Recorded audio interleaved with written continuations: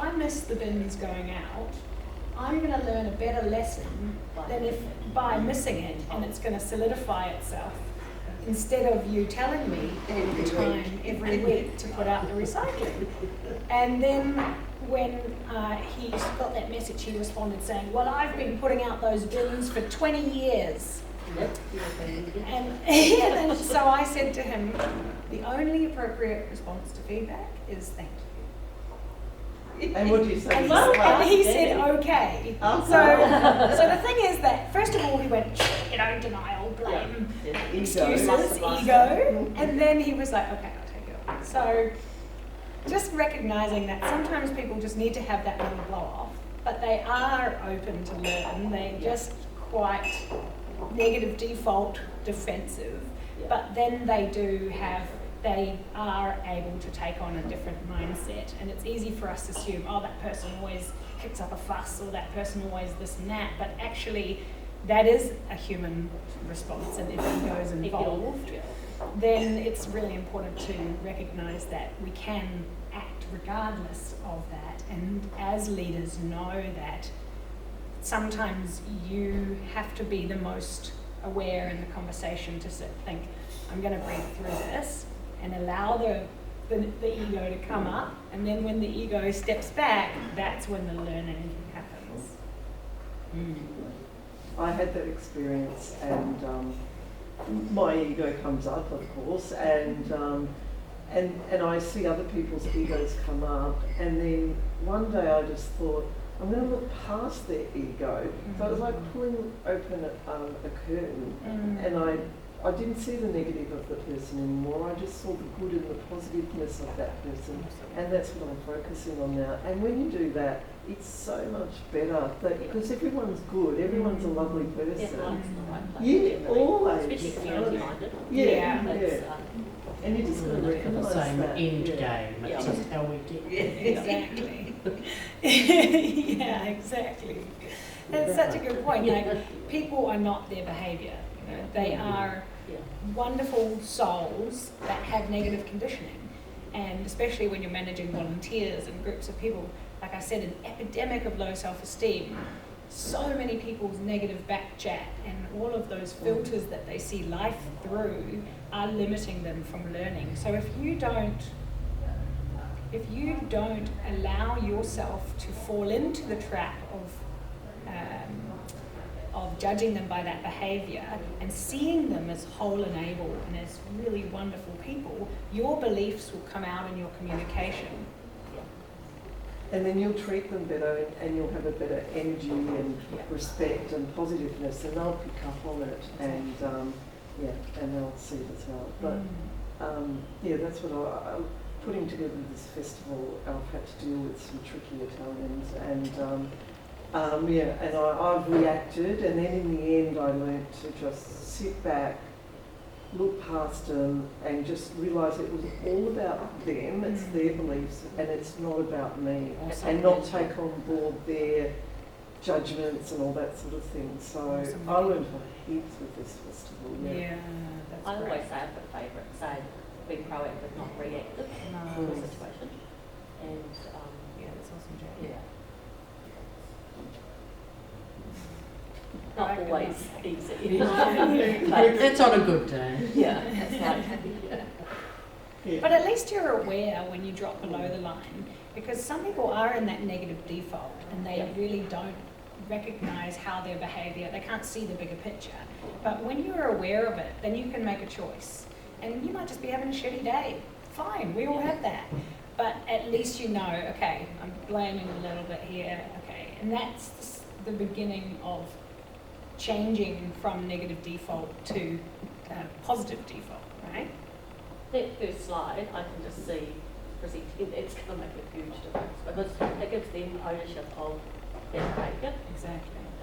Like you can put things in place where, but it's actually, you're not actually saying anything, it's just everyone can look at it and take what they need to. Awesome. Yeah. Did you do that just for me? I know. Are you talking to me about my negative mindset? Yeah, awesome.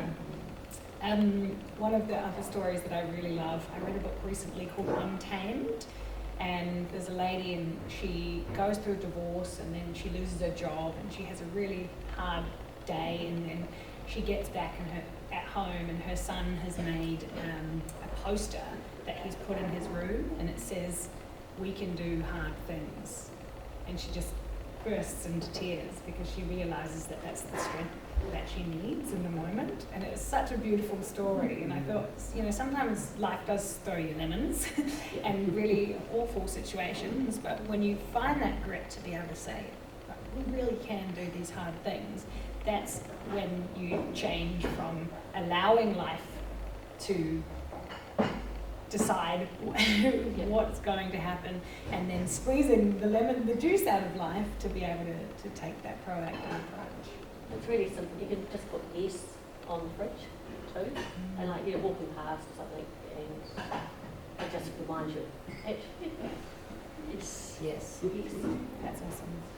it's a simple word that just, That's great. So just want to bring up the next line, because this is another common thing that I noticed amongst a lot of the clients that I coach is the what ifs. Some people get stuck in the what ifs. I wonder if someone can tell me, what do I mean by the what ifs? Looking ahead and thinking, oh my God,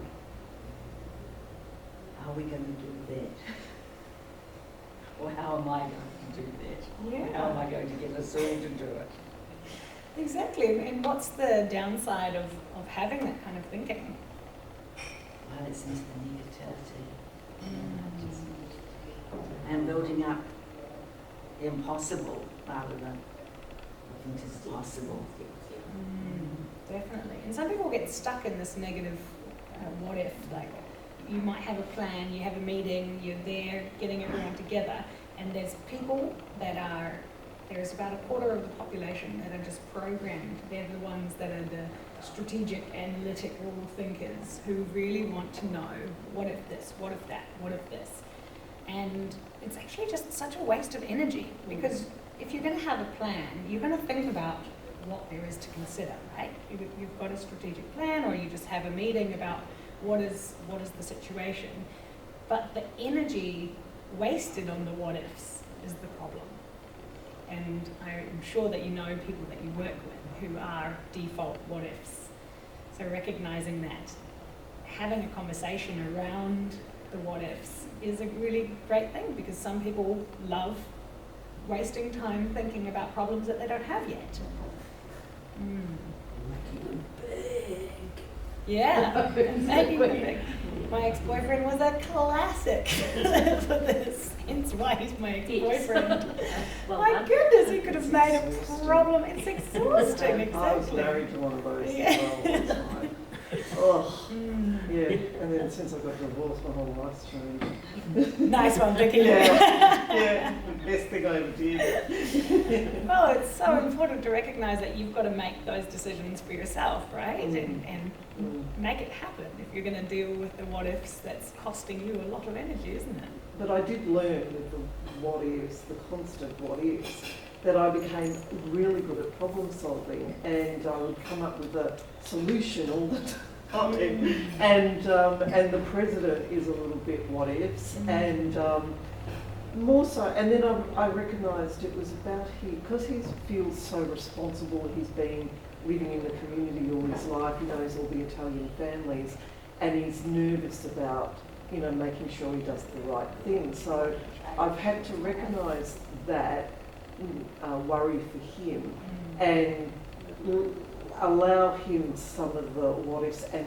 find a solution for him, so he feels more comfortable. And hopefully not costing too much money, but yeah, if I make him feel comfortable and come up with a compromise that both works for us, then we can move forward on it. And but I still have to do a lot of the what ifs for him, but I understand why now he needs the what ifs. Yeah. Definitely, and that's really awesome that you have that compassion for the pressure that he puts on himself within that position, right?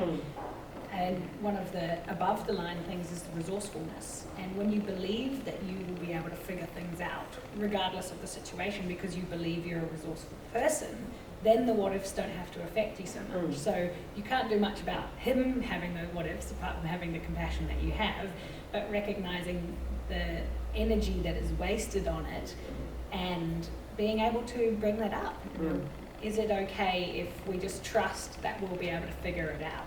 And that's the level of conversation, that especially with teams or people that maybe they don't have all the information, so they're, you know, we've got volunteer groups, they're always thinking, what if, what if, what if?